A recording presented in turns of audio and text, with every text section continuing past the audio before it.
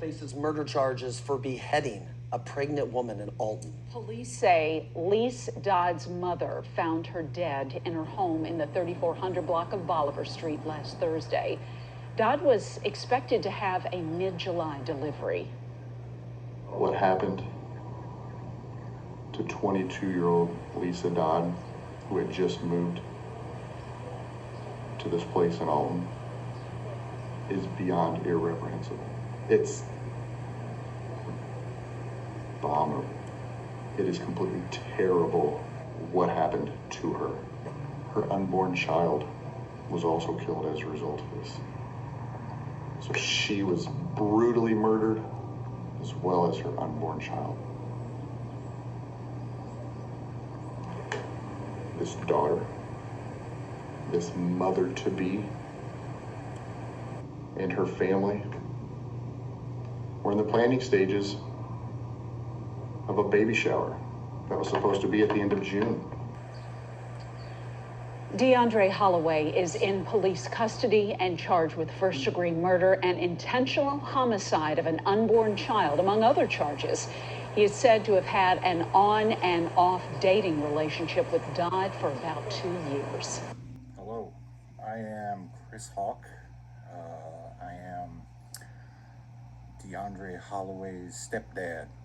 I never thought I would be recording a video like this. First of all, I want to offer my condolences to the Dodd family. I cannot imagine what you must be going through. I'm not going to deny that what happened was an extreme act of evil.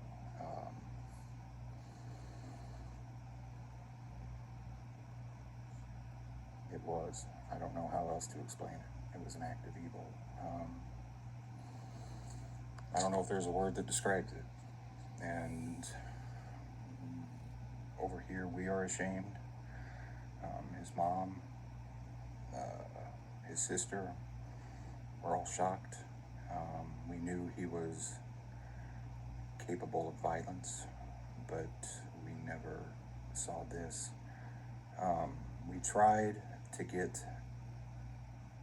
been trying to get help for him for at least 3 years. But as far as longer term mental care, we were always told that we can't hold them unless they've done something. And now he's being held because he's done something. Our system fails people with mental problems. I've grown up in an environment with mental problems. And people are kind of left on their own. It's a tragic situation.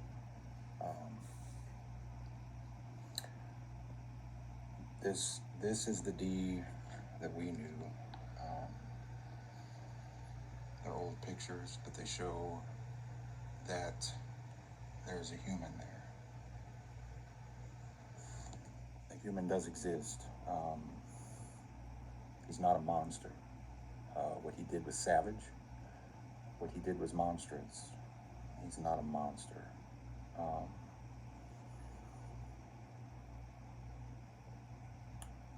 The news could be shared in such a way that says a man beheaded his 8-month-old or his 8 months pregnant ex-girlfriend,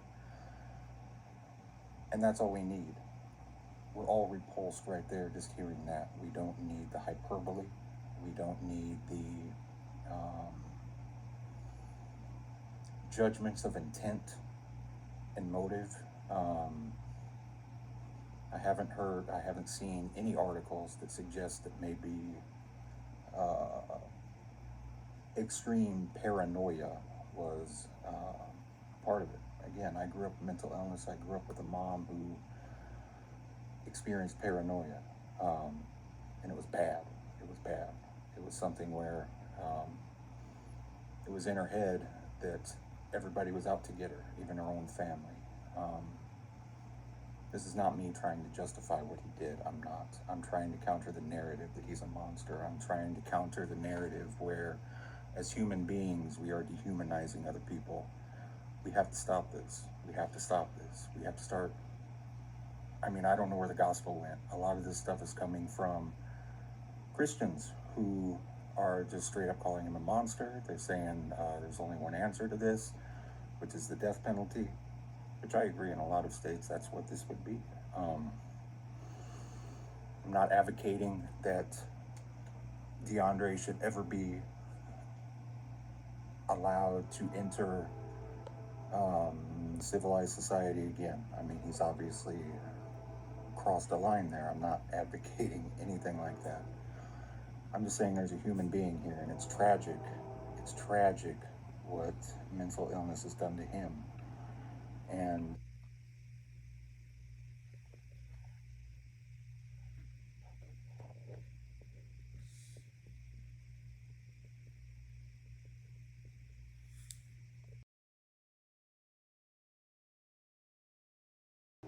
it's unbelievable to me that people who call themselves Christians are just throwing this person away, like his soul, like his humanity, he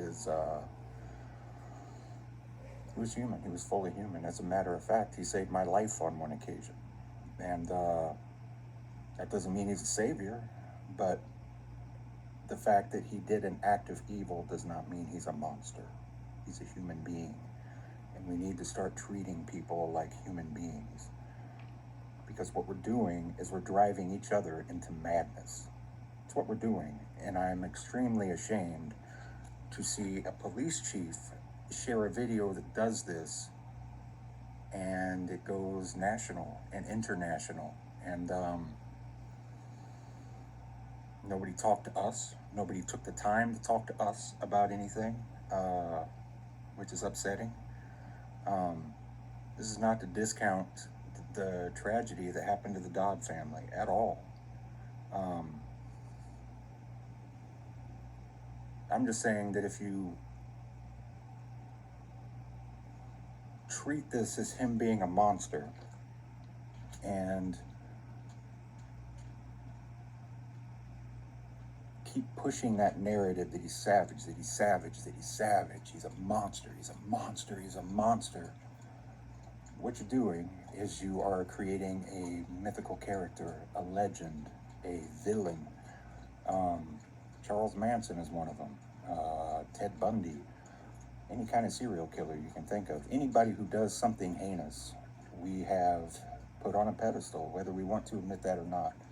All you have to do is flip through the TV to see the true crime stations there are, and we're obsessed with this.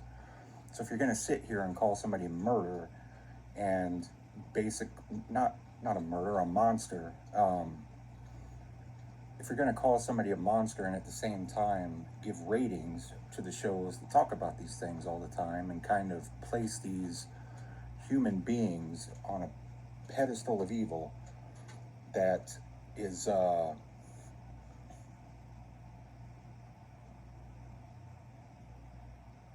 basically solidified in that place where they are now legends.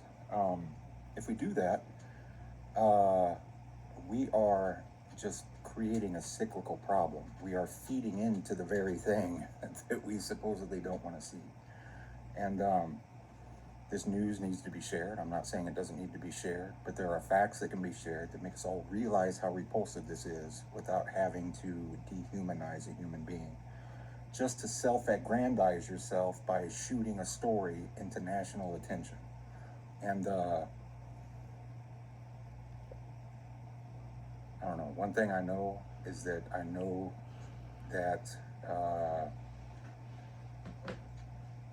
not arguing that Dee didn't do this. I know he did.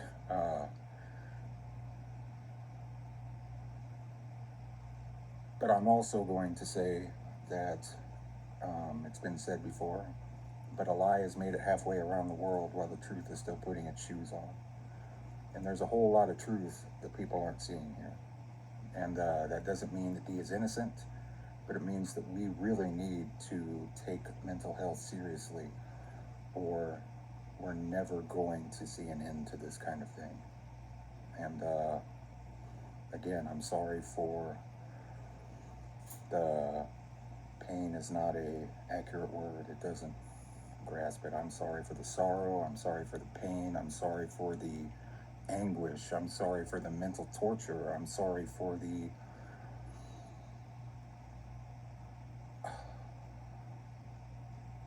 sense of death you feel to the Dodd family. I'm sorry. I am sorry, a million times sorry. And that's all I have. But